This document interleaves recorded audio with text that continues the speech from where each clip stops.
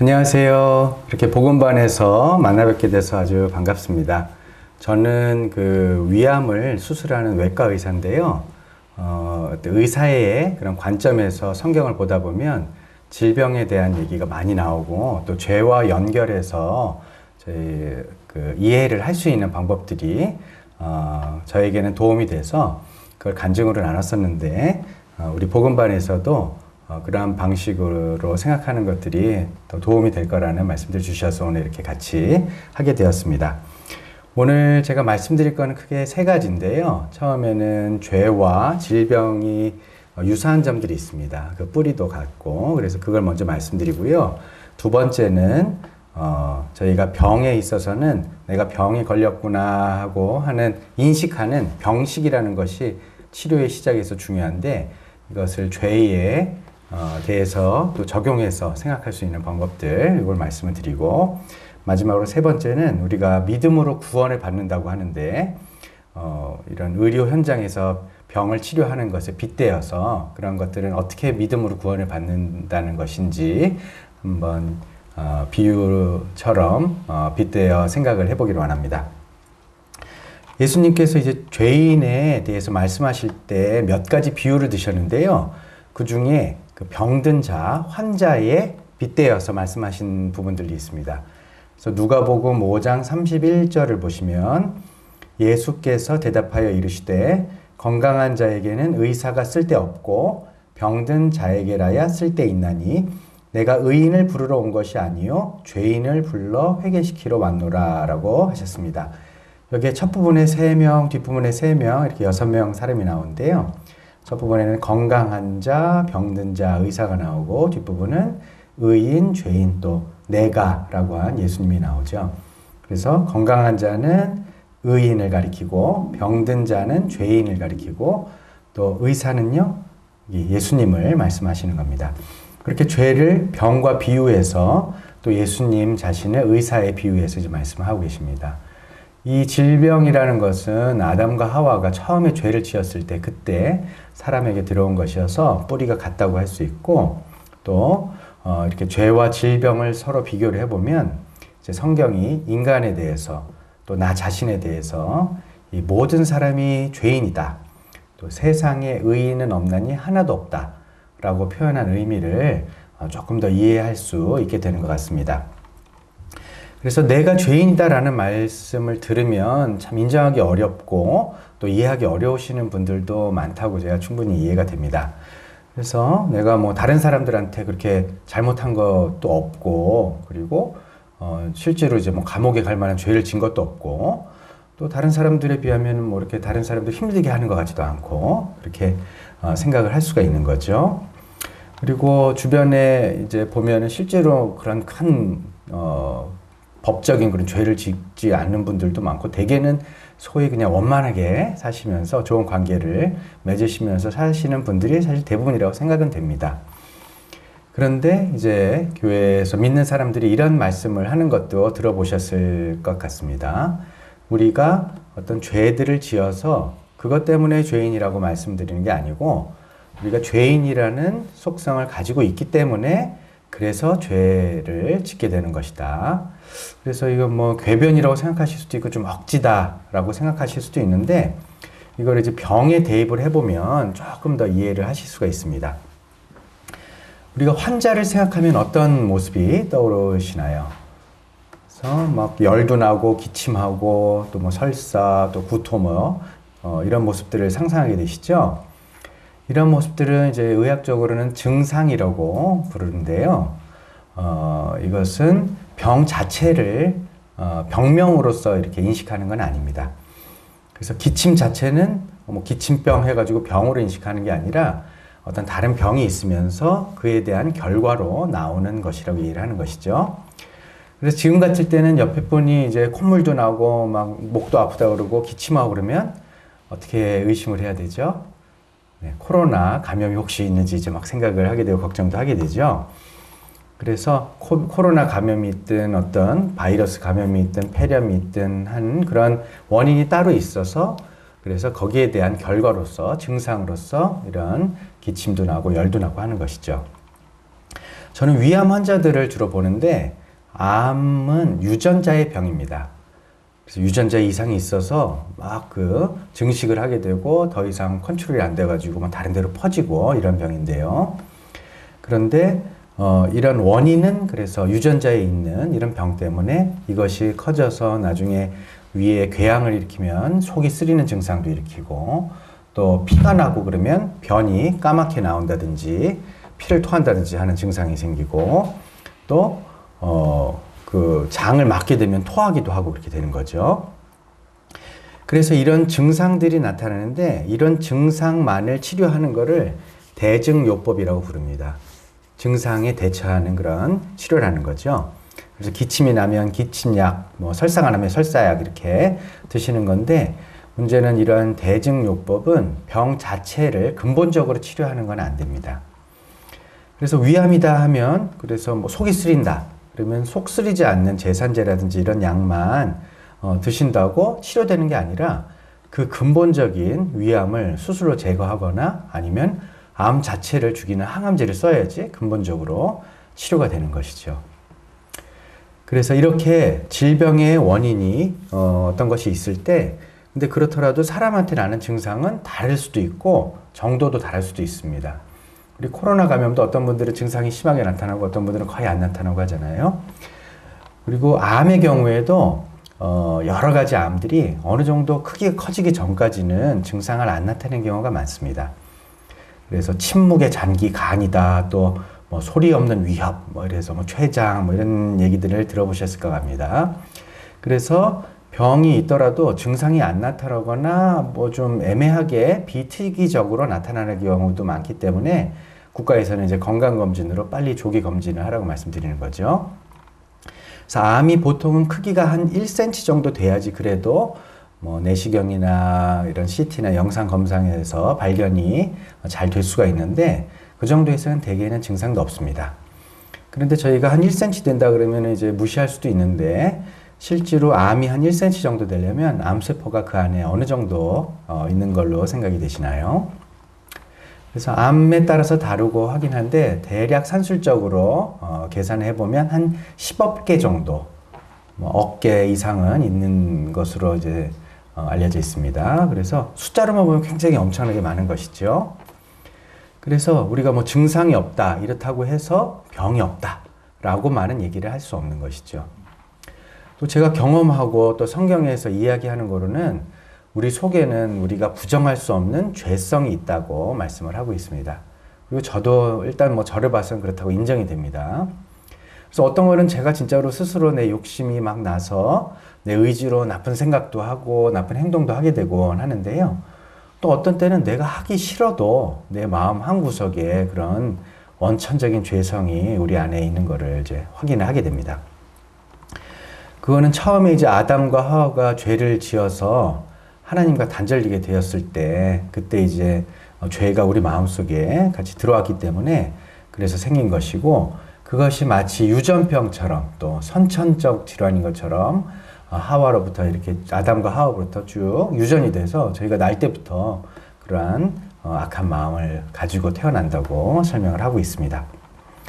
그래서 우리 속에는 이제 죄성이 있는데 근데 어떤 특정한 상황이 돼서 이런 죄성이 나타날 만한 상황이 되면 그러면은 내 의지로 어떻게 할 수 없는 그런 죄악들이 나타나는 것이죠. 마치 우리 속에 이제 병이 숨어 있는데 우리 면역 체계가 약해지는 그런 순간들에 확 드러나서 증상을 나타내는 것처럼 우리도 죄성이 있는데 어떤 환경에 놓이게 되면 뭐 어떤 사람이라도 그런 자제력을 잃고 바깥쪽으로 나타나는 그런 행동의 죄를 짓게 되는 것입니다. 그래서 저는 대상포진이 이제 또 떠오르는데요. 이 몸이 약할 때 여기 몸의 등에서부터 가슴까지 띠 모양으로 물집이 생기고 아픈 것이다. 그래서 띠 모양 포진이다. 그래서 대상포진이라고 부릅니다. 굉장히 아프고 고통스럽고 후유증도 나는 그런 병이죠. 근데 이 대상포진의 원인은 우리 수두 바이러스입니다. 어렸을 때 수두를 앓고 난 다음에 수두균이 완전히 없어지지 않고 그 바이러스가 속에 남아있다가 우리 면역력이 떨어지면은 나와서 그 심한 증상을 일으키는 거죠. 또 우리 피곤할 때 입 옆에 이렇게 물집 생기는 것도 경험들 많이 하시죠. 그거는 헐프스 또는 헤르페스 바이러스라고 하는데 그것 역시 몸속에 숨어 있다가 우리 면역 또 저항력이 약해지면 나와서 증상을 일으키는 겁니다. 이렇게 우리 죄도 우리 마음속에 있다가 나의 의지와 저항력이 이렇게 약해지고 어떤 상황이 되면은 한계에 부딪혀서 바깥으로 폭발해서 나올 수도 있습니다. 그래서 성경에는 창세기에 아우인 아벨을 굉장히 시기한 형인 가인이 나오는데요. 거기에 대해서 하나님이 이렇게 경고를 하십니다. 창세기 4장 7절에 죄가 너를 원하나 너는 죄를 다스릴지니라. 또 이전 번역에는 죄의 소원은 내게 있으나 너는 죄를 다스릴지니라 라고 이제 되어 있습니다. 그래서 죄가 우리 속에서 어떻게 하면 드러날까 하고 계속 기회를 보고 있다가 우리가 어느 순간이 되면 우리가 죄를 짓기를 원하고 기다리고 있다는 것입니다. 그래서 우리가 이제 그것을 잘 조절하고 다스리라고 명령하는데 잘 다스려지지가 않죠. 그래서 결국 저희도 폭발하게 되고 가인도 결국 다스리지 못하고 그 시기심을 참지 못해서 폭발해서 아우를 죽여버리는 그런 상황이 성경에 나오게 됩니다. 그리고 심지어 성경에 이제 유명한 사도인 바울, 여러 성경도 쓰고 복음도 많이 전한 바울도 이렇게 고백을 했는데요. 로마서 7장 21절에서 24절을 보시면 그러므로 내가 한 법을 깨달았노니 곧 선을 행하기 원하는 나에게 악이 함께 있는 것이로다. 내 속사람으로는 하나님의 법을 즐거워하되 내 지체 속에서 한 다른 법이 내 마음의 법과 싸워 내 지체 속에 있는 죄의 법으로 나를 사로잡는 것을 보는도다. 오호라 나는 곤고한 사람이로다. 이 사망의 몸에서 누가 나를 건져내랴. 해서 바울도 정말 선을 원하기는 하는데 그 속에 이제 악이 있고 그것이 때로는 막 드러나려고 해서 힘들다는 것이죠. 그래서 나는 정말 원수를 사랑하고 그러고 싶은데 저 사람만은 좀 그냥 죽어줬으면 좋겠다라고 생각이 들 때도 있고 또 주변에 옆에 사람들이 막 성공하고 그러면 막 부럽고 배가 아프다가 또 좀 실패하면 은근 기분 좋기도 하고 또 내가 막 겸손한 사람이 되기를 원하는데 나를 막 무시하나 하면서 화가 나서 어떻게 하면 그 사람보다 잘 돼서 짓밟고 복수를 어떻게 하면 할 수 있을까 하는 그런 상상들도 막 하게 되고 그러시죠. 여러분들은 어떠신지 잘 모르겠습니다. 그래서 이제 두 번째 주제로 좀 넘어가서 이렇게 우리 속에 죄가 있다고 성경이 얘기를 하고 저희도 뭐 저 자신이 그렇게 인정이 되는데 이렇게 죄를 인정하듯이 우리가 가지고 있는 병을 인식하는 것, 이것을 병원에서는 병식이라고 얘기를 합니다. 그래서 이 병식은 우리가 병을 치료하는 데 있어서 가장 기본적이면서도 중요한 것으로 되어 있어요. 그래서 왜냐하면 병을 치료하는 데 있어서 환자가 막 큰 상호를 당했다든지 아니면 의식이 없어서 환자의 뜻과 상관없이 빨리 응급처치를 해야 되는 그런 상황을 제외하고는 대부분은 본인이 병이 있는 것을 인지하고 치료하겠다는 의지가 있어야지만 의사든 간호사든 행위를 할 수가 있는 것입니다. 그래서 막 잡아다가 묶어가지고 막 치료하고 할 수 없는 거죠. 불법이죠. 그래서 우리나라 국민들은 근데 대부분 다 지적 능력도 뛰어나시고 이해도 높으시고 또 의사에 대한 신뢰도 높으셔서 그런 특별한 증상이 없어도 내시경에서 위암이 있다라고 말씀을 드리면 되게 다 믿으십니다. 그래서 여기도 믿음이 이제 필요한 것이죠. 그래서 물론 어떤 분들은 참 믿기 어렵다고 말씀도 하세요. 증상이 전혀 뭐 없고 나는 뭐 괜찮은 것 같은데 정말 암이 있을까요? 혹은 뭐 오진한 거 아니냐 이렇게 말씀도 하시는데 하지만 그렇게 의사의 말을 믿고 인정을 하셔야지 치료가 시작되는 것입니다. 그리고 사람의 이제 마음속의 질병, 죄는 하나님이 가장 전문가시죠. 그래서 하나님의 말씀을 저희가 신뢰를 해야 치료를 할 수가 있게 됩니다. 하나님의 말씀인 성경도 인간에 대해서 이제 진단을 내리셨는데요. 사람들 모두 죄인이다 라고 또 이런 죄인이라는 병 때문에 결국은 죽는 병이다 라고 말씀을 하신 겁니다. 단순히 육체의 죽음뿐만이 아니라 하나님과 단절되면서 생기는 이 사랑과 생명의 근원에서 떨어졌기 때문에 그런 공허한 영혼의 죽음과 같은 상태로 된다고 말씀하신 것입니다. 이러한 성경의 진단, 전문가 진단을 받아들이고 믿는 것, 이것이 바로 구원을 위한 첫걸음이라고 할 수 있겠습니다. 그래서 전도서 9장 3절에 보면 가장 세상에서 지혜로웠다고 하는 솔로몬 왕이 이렇게 말씀을 하는데요. 모든 사람의 결국은 일반이라. 이것은 해 아래에서 행해지는 모든 일 중에 악한 것이니 곧 인생의 마음에는 악이 가득하여 그들의 평생에 미친 마음을 품고 있다가 후에는 죽은 자들에게로 돌아가는 것이라. 그래서 정말 슬픈 얘기죠. 내 마음속에 악이 가득하고 막 욕구가 가득한 것을 이제 느끼게 되는 겁니다. 그리고 평생 그것에 시달리면서 어떻게 하면 선하게 살까 노력은 하지만 원하지 않는 악함과 싸워내야 되니 이제 아주 막 미치게 되는 그런 노릇인 것이죠. 그리고 나서 결국 싸워 이겼는데 마지막은 결국 또 죽음만 기다리고 있는 그런 슬픈 상황입니다. 그래서 나는 이런 마음속에 정말 악한 마음이 있지 않는지 한번 조용히 마음속을 들여다보시면 좋겠습니다. 근데 또 이렇다고 할지라도 그래도 나는 괜찮은 사람인데 라고 생각이 드실 수도 있을 겁니다. 근데 죄의 진단은 우리 기준을 따르는 것이 아니라 하나님의 기준에서 이제 생각을 좀 해봐야 되거든요. 그래서 우리가 구원을 받고 천국에 간다, 또 천국 생활을 이제 시작한다라고 얘기하는데 천국을 생각해 보면은 막 그 구성원들이 어떨까요? 다 천사 같은 사람들 혹은 천사들 이렇게 모여져 있을 텐데 그럼 과연 나는 이 상태에서 거기 무리에 낄 수 있는 사람인가? 이렇게 좀 생각을 하면은 조금 자신이 없어질 수도 있겠습니다. 그래서 우리 기준으로만 볼 때는 사람의 기준으로 또 나의 기준으로만 볼 때는 뭐 이렇게 죄인이라고 불릴 만큼 그렇게 나쁜 마음이나 생각을 하지도 않은 것 같고 또 인정하기도 어렵고 억울할 수도 있겠습니다. 그러나 하나님의 기준에서 보면은 이것은 하나님이 인간을 창조하고 의도하셨던 그런 모습은 우리 기준보다 훨씬 높은 거를 성경에서 볼 수 있습니다. 근데 우리가 이제 창세기에서 선과 악을 알게 하는 나무를 따 먹으면서 그것이 이제 품고 있는 의미는 이제 하나님 자체가 선의 기준이신데 마치 이제 태양 자체가 이제 빛과 어두움의 어떤 그런 지침이 기준이 되는 것처럼 하나님 자체도 그런 어떤 선함의 기준이신데 우리가 하나님은 배격하고 그리고 우리 자신이 그냥 선과 악을 판단하겠다 하는 그런 의도가 들어간 그런 행위이기 때문에 우리가 죄라고 얘기하는 것이죠. 그래서 워낙에 선과 악에 대한 기준이 이제 없는 채로 우리가 우리 나름대로 그 규정을 하려다 보니까 다 사람마다 기준이 다르고 또 어떤 경우에는 다른 사람한테는 너무 막 혹독하게 적용해서 비판하고 욕하고 하다가 자기 자신에게는 또 너무 관대하게 이제 생각하게 되는 경우도 생기는 것이죠. 그래서 병원에서 보면 어떤 검사 수치가 정상이 이제 정해져 있는데 뭐 한 40 이상이면은 이제 비정상이다 이렇게 정해져 있는데 제가 보니까 옆에 제 친구는 뭐 한 120 되고 그 옆에 사람은 막 200 되고 이래요. 근데 저는 이제 100이에요. 그러니까 다 높으니까 야, 난 40보다 높지만 그래도 난도 뭐 정상이라고 할 수 있지 않을까 이렇게 생각도 할 수 있겠죠. 근데 하지만 그 이제 병원 기준에서 보면 어떻죠? 사실은 전부 다 환자인 거죠.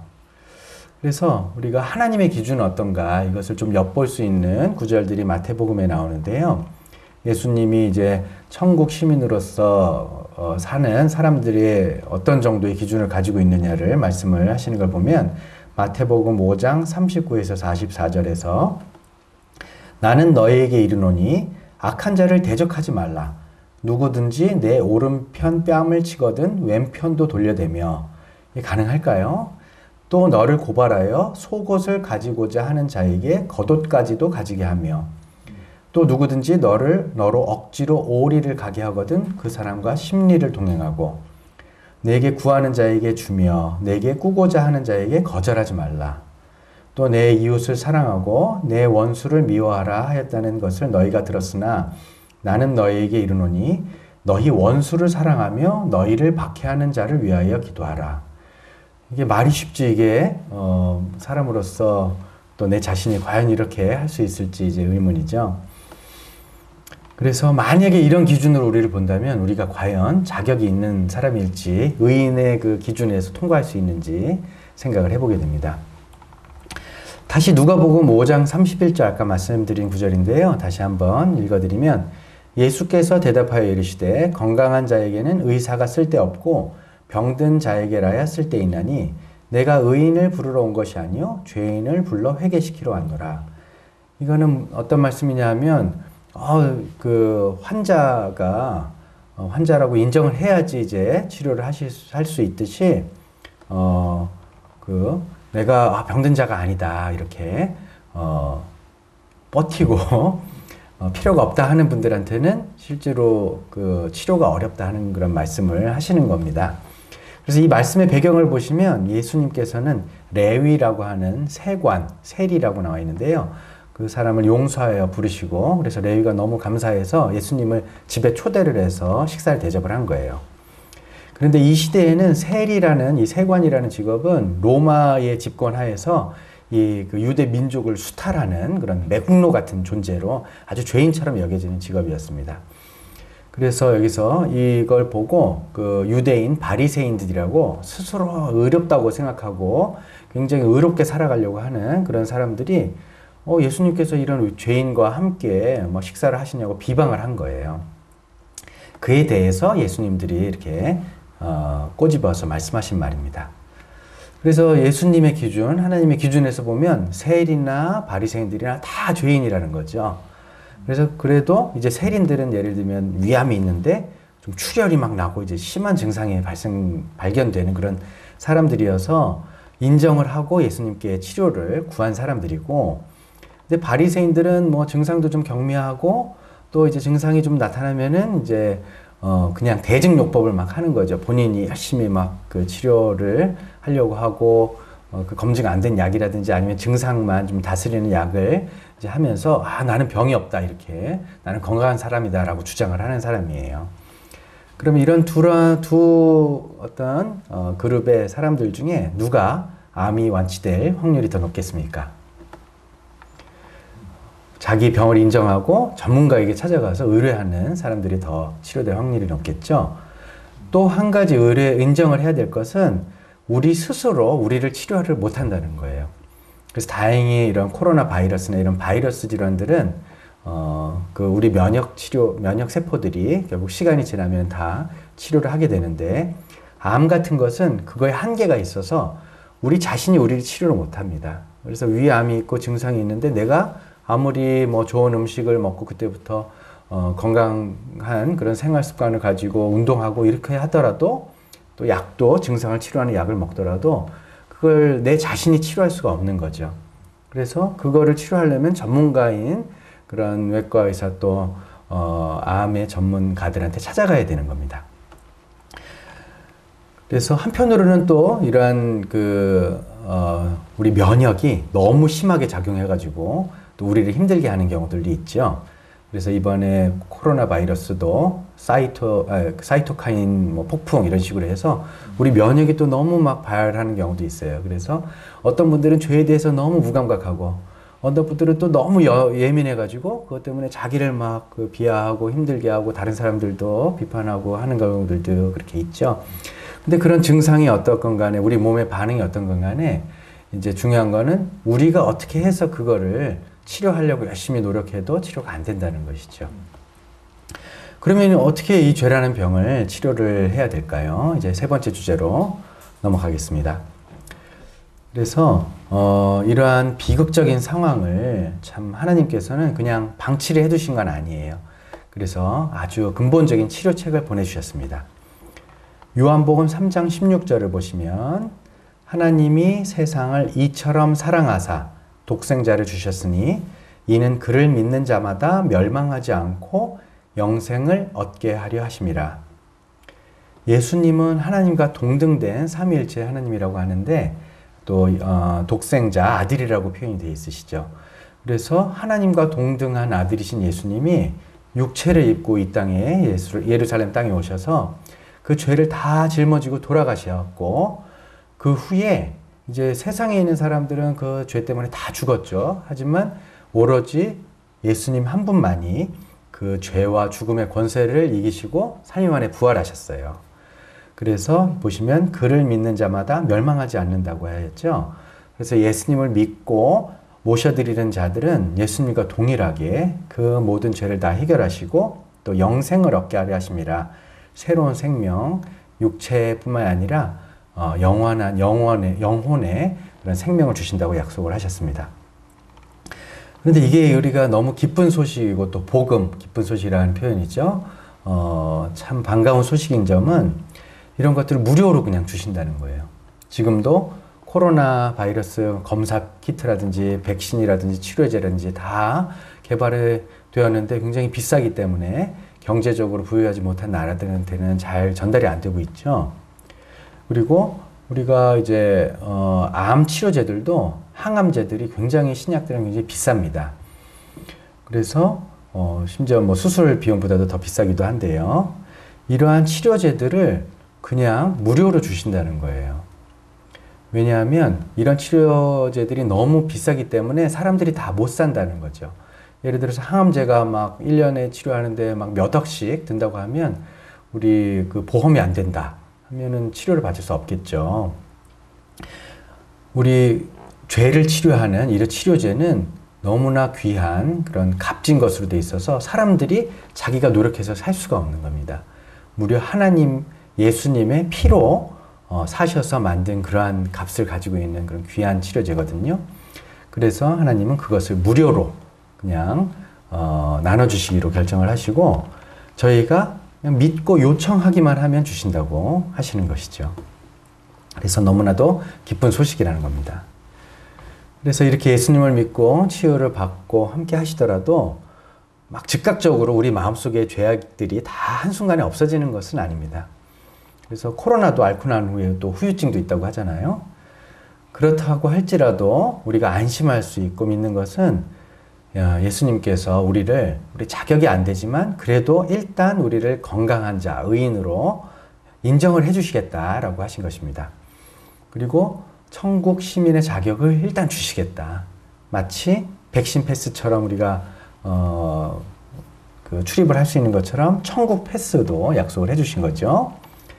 그래서 자격이 안 되더라도 구원을 먼저 해주시고 자녀로 삼아주신 그런 후에 그 다음에 예수님을 믿기 때문에 예수님과 관계를 맺어서 오로지 그 예수님 백으로 우리가 그런 특권을 얻게 되는 것입니다. 그리고 나서 이제 죄에 대해서는 예수님과 함께 또 예수님을 믿으면 성령님을 우리 마음에 주신다고 하셨거든요. 그 성령님과 함께 또 우리 주변의 성도님들과 함께 죄에 대해서는 일종의 이제 장기적인 재활 치료에 들어간다고 생각을 하시면 되겠습니다. 그런데 이제 믿어야 구원 얻는다고 하는데 이 믿음이라는 게 과연 뭘까 하고 또 좀 궁금해 하실 수 있습니다.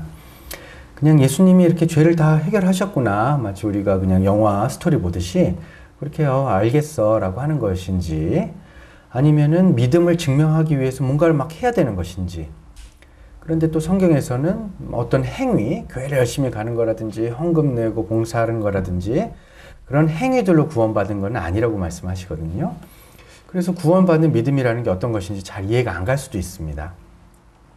근데 병원에서 어떻게 수술을 하는 그런 입장에서 거기에 이제 비유를 해서 생각하면 이런 부분들이 조금 더 이해가 갑니다. 그래서 예를 들어서 암 환자가 앞서 말씀드린 병식이 일단 생겼어요. 내가 이게 병이 있구나. 그리고 이게 내가 직접 치료를 못 하겠구나. 전문가를 찾아가야 되겠구나 해서 병원에 왔습니다. 그 이후에 이제 암 수술을 이제 진행을 하려고 하는데 외과 의사의 입장에서 환자분이 가장 먼저 해야 할 그런 가장 중요한 일이 무엇일까요? 뭐 여러 가지가 있겠지만 의사 입장에서는 그 수술 동의서 쓰는 거 그것이 아주 굉장히 중요한 겁니다.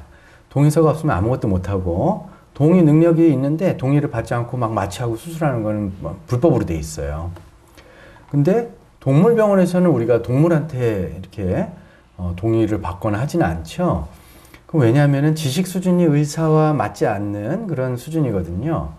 근데 사람은 하나님의 형상으로 지으신 아주 귀한 존재, 또 하나님과 소통이 가능할 정도의 존재이기 때문에 귀하게 생각하시는 거예요. 그래서 저희에게 결정을 할 수 있는 결정권을 또 주신 것입니다.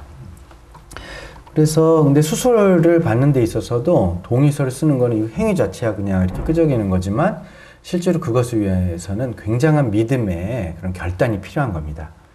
그래서 막 다른 사람이 자기 배를 가르고 장기를 자르고 하는 무서운 일인데 그거를 그냥 쉽게 그냥 허용할 수는 없는 것이겠죠. 저도 저 자체가 의심이 또 많은 사람입니다. 그래서 이런 뭐 한두 마디로 이것을 믿어야 된다 이렇게 얘기하거나 그렇게 하기 어렵다는 걸 충분히 이해가 됩니다. 뭐 간혹 그런 강한 믿음을 은혜로 받은 분들이 있긴 하지만 잘 알아보시고 결정을 하셔야 되겠죠.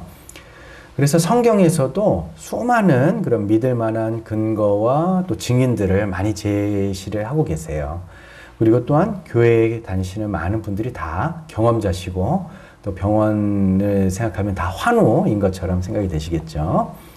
그래서 하나님의 말씀 그 안에 증거도 다 들으시고 경험자들의 어떤 간증도 들으시고 해서 우리 참된 의사이신 예수님이 어떤 분인지 더 알아가시고 믿고 신뢰하실 수 있는 그런 근거들을 발견하시면 좋을 것 같습니다. 하지만 어느 정도 순간에 가서는 이제 믿음의 결단이 좀 필요합니다. 그래서 수술을 받아야 할까 말아야 될까 막 이제 받아야 하긴 할 것 같은데 그런 염려들과 또 이런 고민들을 하시다가 어느 순간에는 동의서에 이제 사인을 하고 해야지 이제 치료가 시작되겠죠. 그리고 나서 이제 동의서에 서명한 다음에 이제 수술장에 이제 들어가서 그 다음에 이제 해야 하는 그런 일은 또 무엇일까요? 우리가 암 수술하는데 예수님을 도와서 나도 좀 뭔가 좀 해야 되니까 마취된 다음에 이렇게 배도 좀 땡기고 피가 나면 막 석션도 해드리고 그렇게 해야 될까요? 그렇지 않겠죠? 외과 의사가 외과 수술에 있어서 가장 도움을 이제 받는 거는 환자분이 막 뭘 하는 게 아니고 그냥 수술 준비를 하고 마취가 되도록 몸을 온전히 그냥 맡겨드리는 거. 이것이 가장 중요한 것입니다. 그래서 내 몸을 주관할 권리를 완전히 드리는 것이죠. 그래서 오히려 수술할 때 환자분이 막 이제 마취가 좀 깨서 힘이 들어가고 그러면은 굉장히 수술이 힘들어져요. 공간이 없어지기 때문에. 그래서 완전히 이완이 있어야지만 이제 이완이 되어 있어야지만 수술을 수월하게 할 수 있는 것입니다. 이렇게 아무것도 안 하는 것 같은 것이지만 이렇게 내 몸의 권리를 온전히 내 힘과 내 노력을 빼고 맡겨드리는 것, 예수님께 직접 요청하는 것, 이것이 가장 중요한 믿음의 행위인 것입니다. 근데 어떤 때는 저희가 믿음이 굉장히 약하게 느껴지고 참 결단이 어려운 경우들도 있어요. 그런데 이제 성경에 보시면 믿음이 아주 충분히 안 가더라도 아주 작은 믿음이라도 예수님께서 귀히 여기시고 또 인정하시는 경우들이 있습니다. 마가복음 9장에 보면 귀신 들린 아들을 예수님께 데려온 아버지에 대해서 나오는데요. 9장 22절에서 24절입니다. 그래서 아버지가 이렇게 얘기를 해요. 귀신이 그를 죽이려고 물과 불에 자주 던졌나이다. 그러나 무엇을 하실 수 있거든 우리를 불쌍히 여기서 도와주옵소서. 막 지푸라기로 잡는 심정으로 이제 예수님께 찾아온 것이죠. 예수께서 이르시되 할 수 있거든이 무슨 말이냐. 믿는 자에게는 능히 하지 못할 일이 없느니라 하셨어요. 그리고 곧 그 아이의 아버지가 소리를 질러 이르되 내가 믿나이다. 나의 믿음 없는 것을 도와주소서 하더라 라고 말씀하시는 거죠. 이 말씀이 위로가 되는 거는 저희가 믿음이 없는 것을 예수님도 잘 이해하신다는 거예요. 어떨 때는 믿기 어렵죠. 그래서 참 내가 믿음이 없는 것 같은데 어떤 면에서는 의지적으로 믿음을 이제 표현하는 건 했을 때 예수님이 그것을 또 귀하게 보신다는 겁니다. 그리고 작은 믿음의 결단을 아주 귀하게 보신다는 것을 기억해 주셨으면 좋겠습니다. 그래서 이런 믿음이라고 하는 거는 그냥 사실을 이해하고 그걸 인정한다 하는 것 뿐만이 아니라 마치 환자가 의사와 맺게 되는 관계에서 비로소 이제 의미가 있고 하는 것처럼 우리에게도 우리가 예수님과의 관계가 이렇게 맺어질 때 의미가 생기는 것입니다. 그래서 마치 우리가 누구를 안다 할 때 표현하는 것과 또 비슷하다고 생각이 되는데요. 우리가 뭐 대통령을 안다 했을 때 저는 일방형으로 대통령을 알지만 대통령은 저 자신을 모르는 경우들도 있죠. 그래서 그런 것처럼 예수님을 믿는다는 것도 우리가 예수님을 우리의 참된 의사로 또 구원자로 받아들이고 그런 관계에서 나를 치료해 주시고 구원해 주십사 하고 의뢰를 드리는 그러한 믿음을 얘기하는 것이거든요. 그래서 예수님은 우리가 예수님과 개인적인 관계를 맺고 교제하고 화목하게 되기를 원하신다고 말씀을 하시는 것입니다. 그래서 믿음이라는 거는 그런 인격적인 관계를 맺는 과정, 또 그런 것을 포함하는 것이고요. 예수님께 요청하고 개인적으로 하는 그런 것을 함께 포함하는 말이라고 할 수 있겠습니다. 이렇게 예수님께서는 여러분에게서 이제 자신의 죄를 인정하고 또 예수님께 맡기고 치료해달라고 요청을 하시기만 하면, 그러면 가장 뛰어나신 그 예수님께서 우리 안으로 들어오셔서 다 고치시고 새로운 생명으로 다 새로 하시겠다고 그렇게 약속을 하셨습니다. 그래서 정리를 하자면 세 가지 이제 말씀드렸는데요. 첫 번째는 죄와 병이 이제 같은 뿌리를 가지고 속성도 비슷하다. 그래서 원인과 증상이 있는데 병은 원인이 뭐 바이러스나 유전자 이상 같은 거고, 증상은 뭐 발열, 기침, 통증 뭐 이런 것들이 있겠죠. 그리고 죄는 우리가 하나님을 거부하고 하나님과 단절되어 있는 것, 그것이 이제 원인이고, 증상으로서는 그것 때문에 뭐 악한 생각이라든지 욕심, 시기, 또 나타나는 그런 뭐 살인이라든지 뭐 이런 것까지 다 나타날 수 있다는 것이죠. 그래서 증상이 어떤 경중과는 상관없이 우리는 다 원인으로서의 어떤 죄성을 가지고 있고, 성경은 그 죄가 드러나지는 않지만 우리를 결국에는 죽게 하는 그런 심각한 질병과 같다라고 얘기를 하고 있는 것입니다. 그리고 그래서 이러한 문제를 해결하기 위해서 이제 믿음이 필요하다고 얘기를 하고 있는데요. 두 번째로 말씀드린 게 이러한 우리가 죄인이라고 한 성경의 진단을 믿는 것, 그것을 인정하는 것, 마치 병이 있음을 우리가 인정하는 병식이라고 표현하는 것과 같이 내가 죄인이라는 사실, 또 치료와 구원이 필요한 상황이고 내가 내 자신을 치료할 수 없어서 가장 전문가이신 예수님께 의뢰해야 한다는 사실, 그것을 믿고 인정하는 것, 그것이 이제 첫 번째 믿음이고, 또 이런 치료 단계에서는 마지막으로 말씀드린 것이 이 모든 죄를 예수님께서 치료하실 수 있고 또 구원해 주실 수 있다는 것을 사실을 믿고, 또 어떤 관계를 맺어서 예수님이 나의 치료자가 되어 주십사 요청을 드리고, 그러한 과정에 마치 이제 우리 수술 동의서에 사인 나듯이 나의 믿음의 동의서에 나를 주관해 주실 것, 나를 치료해 주실 것에 대해서 이제 마음을 여는 것, 또 마치 수술 때 나 자신을 이렇게 맡겨드리는 것처럼